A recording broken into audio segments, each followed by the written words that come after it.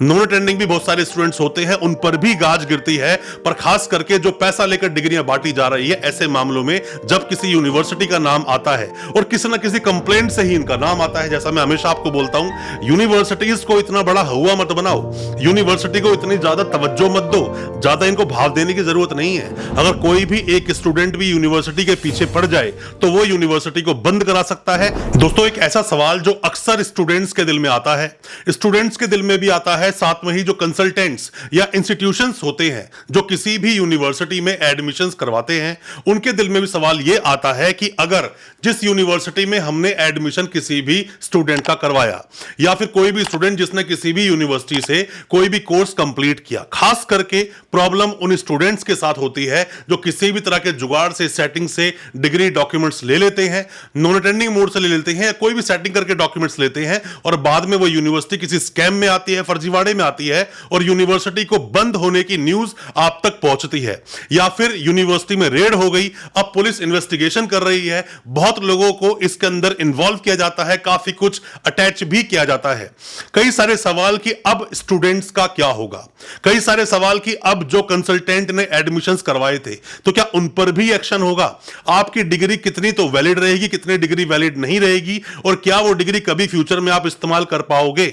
आज इन सभी बातों का मैं जवाब दूंगा अपने इस वीडियो के माध्यम से कि अगर कोई यूनिवर्सिटी बंद हो जाए तो उसके बाद बाकी के स्टूडेंट्स का क्या होता है और क्या होता है वो पूरा प्रोसेस। ज्यादा कुछ जानने के लिए दोस्तों बने रहिए हमारे इस वीडियो के साथ। दोस्तों, होता क्या है कि जब कोई भी यूनिवर्सिटी काम करती है, मतलब कि बैकडेट तरह की डिग्रियां देना शुरू करती है, फर्जीवाड़े में इन्वॉल्व होती है, तो 5 तरह की कुछ एक्शंस किए जाते हैं या 5 तरह से ही यूनिवर्सिटी पे एक्शन होता है। उन 5 चीजों के बारे में मैं आपको बताऊंगा। सबसे पहली बात, यूनिवर्सिटी पर एक्शन होता ही क्यों है। दोस्तों, होता क्या है, कोई भी यूनिवर्सिटी अगर इन्वॉल्व है किसी भी तरह की बैड एक्टिविटी में, यूनिवर्सिटी में कोई भी बैड एक्टिविटी चल रही है, पैसा लेकर डिग्रियां बांटी जा रही है, नॉन अटेंडिंग भी बहुत सारे स्टूडेंट्स होते हैं, उन पर भी गाज गिरती है। पर खास करके जो पैसा लेकर डिग्रियां बांटी जा रही है, ऐसे मामलों में जब किसी यूनिवर्सिटी का नाम आता है और किसी ना किसी कंप्लेंट से ही इनका नाम आता है, जैसा मैं हमेशा आपको बोलता हूं, यूनिवर्सिटीज को इतना बड़ा हुआ मत बनाओ, यूनिवर्सिटी को इतनी ज्यादा तवज्जो मत दो, ज्यादा इनको भाव देने की जरूरत नहीं है।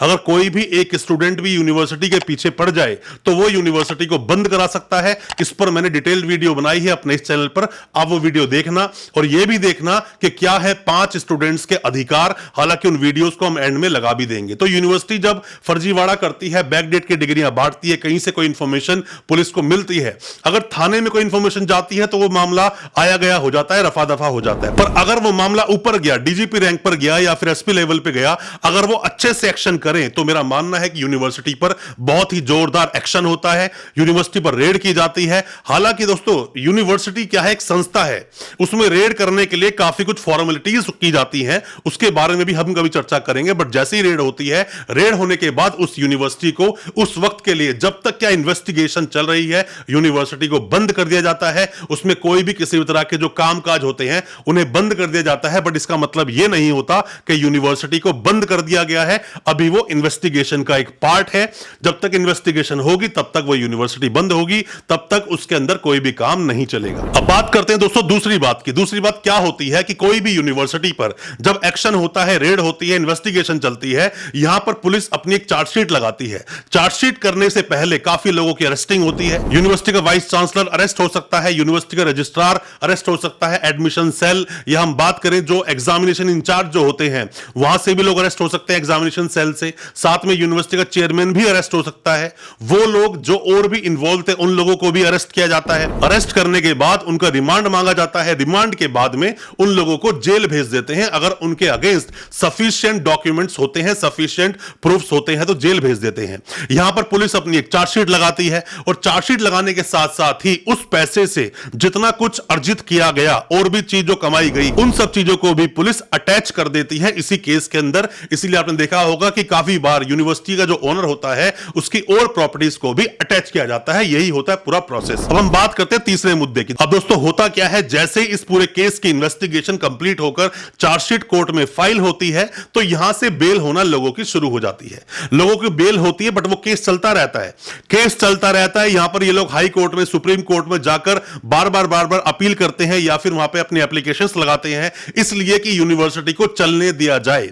जब तक केस का डिस्पोजल ना हो मतलब जब तक केस खत्म नहीं होता उसके बाद क्या होगा, अब उस केस के अंदर एक्विटल होगा मतलब कि बरी कर दिया जाएगा या फिर कन्विक्शन होगा मतलब सजा दी जाएगी, तब तक के लिए यूनिवर्सिटी को चलने दिया जाए। और दोस्तों अपने देश में तो सिस्टम क्या बोलता है कि पहले देखो होता क्या है कि चीटिंग फॉर्जरी जो मामला होता है इनका ट्रायल कौन चलाता है, सीएमएम। आपका मजिस्ट्रेट साहब इसका ट्रायल चलाएंगे, इसकी अपील अगर हो भी गई, मान लो कन्विक्शन हो गया तो हायर कोर्ट में चले जाएंगे, फिर कन्विक्शन हो गया फिर वो और हायर कोर्ट में चले जाएंगे, तो मामला बहुत लंबा चलता है। बट ऐसे में यूनिवर्सिटी को चलने की परमिशन मिल जाती है। पर हां यहां पर एक गड़बड़ होती है कि जो यूनिवर्सिटी है अपना वही डाटा देती है जिन स्टूडेंट्स को यूनिवर्सिटी ने अच्छे से पहले वेरीफाई किया था। उनकी मजबूरी हो जाती है, अगर वो वेरिफिकेशन उन लोगों ने दी है तो उसको वेरीफाई करना पड़ता है, नहीं करेगा तो वही उसके अगेंस्ट में जाके हाई कोर्ट में जाके एक रिट डाल देगा। तो यहां भी प्रॉब्लम होती है। इसीलिए बोलता हूं डॉक्यूमेंट्स को वेरीफाई करवा के रखें, आरटीआई जरूर लगाएं, जितने तरह की वेरिफिकेशन आप ले सकते हैं, बस वो वेरिफिकेशन दमदार होनी चाहिए। आप वेरिफिकेशन करवा के रखें, आरटीआई लगाएं, किसी के थ्रू भी आरटीआई लगाएं या आरटीआई लगाने में हमारी हेल्प ले लें, उसमें हम आपकी मदद जरूर कर सकते हैं। अब दोस्तों बात करते हैं चौथे मुद्दे की। दोस्तों होता क्या है, जैसे किसी यूनिवर्सिटी पर रेड हुई, रेड होने के बाद चार्जशीट फाइल हुई, चार्जशीट के बाद अब उसकी इन्वेस्टिगेशन जो चल रही थी कंप्लीट हो गई, कोर्ट में केस गया, कोर्ट एक लिस्ट मांगता है, लिस्ट उन्हीं स्टूडेंट्स की जाती है जिन स्टूडेंट्स को यूनिवर्सिटी ने पहले कभी वेरीफाई किया था। यही बार बार कहने का हमारा सबब होता है कि डॉक्यूमेंट्स को अच्छे से वेरीफाई करवाएं, तभी वो लिस्ट आगे जाती है। और मैक्सिमम लगभग 70 to 80 या 90% भी मैं बोल सकता हूं इसके अंदर। और ऐसे में इतने बड़े जो एक नंबर है स्टूडेंट्स का, इनको फर्जी कर दिया जाता है यूनिवर्सिटी के द्वारा, क्योंकि अगर यूनिवर्सिटी उनकी भी वेरिफिकेशन देगी तो फंस जाएगी। क्योंकि यूनिवर्सिटी है छोटी सी, उसने 1 लाख स्टूडेंट्स को डिग्रियां बांट दी, तो 1 लाख को जस्टिफाई कैसे करेगी? यही प्रॉब्लम होती है आपके साथ में। यहीं पर फंसता है कंसल्टेंट, यहीं फंसता है स्टूडेंट, और स्टूडेंट को जेल जाना पड़ता है, कंसल्टेंट को भी जेल जाना पड़ता है। यूनिवर्सिटीज बदमाशी करती हैं, कभी आपकी कंसल्टेंसी नहीं देती, जितने भी कंसल्टेंट्स होते हैं, इंस्टीट्यूट्स होते हैं, कभी आपकी कंसल्टेंसी नहीं मिलती, कभी एडमिशन लेने के बाद मुकर जाते हैं, कभी डॉक्यूमेंट को वेरीफाई नहीं करते हैं, कभी आप यूनिवर्सिटी जाओ डबल ट्रिपल डिग्री के नाम की फीस मांगी जाती है। बहुत बार यूनिवर्सिटीज आपको आंखें दिखाती हैं, शुरू में एडमिशन ले लेती हैं। इन सभी मुद्दों का, इन सभी प्रॉब्लम का एक सॉल्यूशन है कि जो एसोसिएशन है इंडियन इंस्टीट्यूट्स की, उसे आप ज्वाइन करें, जाएं, उसका मेंबर बने, फिर आपकी जो लड़ाई होती है वो एसोसिएशन लड़ती है और आपको किसी प्रॉब्लम में फंसने नहीं देती है। साथ में ही आपको बेस्ट यूनिवर्सिटीज भी रेफर करती है कि इन यूनिवर्सिटीज में आप काम करो, सिस्टम से काम करो, बैकडेट मत कीजिए। बैकडेट करोगे ये प्रॉब्लम खड़ी रहेगी, आज नहीं तो कल आपको जेल जाना पड़ेगा। इन चीजों से आपको बच के रहना चाहिए। एसोसिएशन का आप मेंबर बने ताकि जो भी प्रॉब्लम्स आपके साथ आती है, क्योंकि आप अकेले लड़ नहीं पाते हो, आप अकेले अपना हक मांग नहीं पाते हो, और यहीं से प्रॉब्लम्स आपके साथ शुरू हो जाती है। और दोस्तों 5वें मुद्दे की हम बात करते हैं, जहां पर की यूनिवर्सिटीज खुद एक डेंजर जोन में चली जाती है। यूनिवर्सिटीज को प्रॉब्लम होती है जिन भी स्टूडेंट्स ने डॉक्यूमेंट को अच्छे से वेरीफाई करवाया है और उन स्टूडेंट्स में थोड़ा सा भी दिल है लड़ने का। अब चाहे वो डॉक्यूमेंट किसी भी तरह से आपने लिए थे, अब यहां पर आपने पक्की वेरिफिकेशन करवाई है, क्योंकि यूनिवर्सिटी ने वेरीफाई कर दिया, मतलब आप कभी ना कभी यूनिवर्सिटी के स्टूडेंट थे। अब बेशक यूनिवर्सिटी किसी प्रॉब्लम में फंस जाए तो स्टूडेंट अपनी वेरिफिकेशन को मांगता है, हक से मांगता है, और उसको वेरीफाई किया भी जाता है यूनिवर्सिटी के द्वारा। और साथ में ही कोर्ट में जब एप्लीकेशन लगाते हो, यहां से आप केस जीतते हो। मान लीजिए आप किसी गवर्नमेंट जॉब में हो, आपने जो डॉक्यूमेंट्स लगाए थे किसी भी तरह से नॉन अटेंडिंग करके या कैसे भी डॉक्यूमेंट्स आपने लिए थे, वेरीफाई यूनिवर्सिटी ने कर दिया, डिपार्टमेंट की जो वेरिफिकेशन गई थी उसको भी उन्होंने ओके कर दिया, अब बाद में यूनिवर्सिटी बंद हो गई।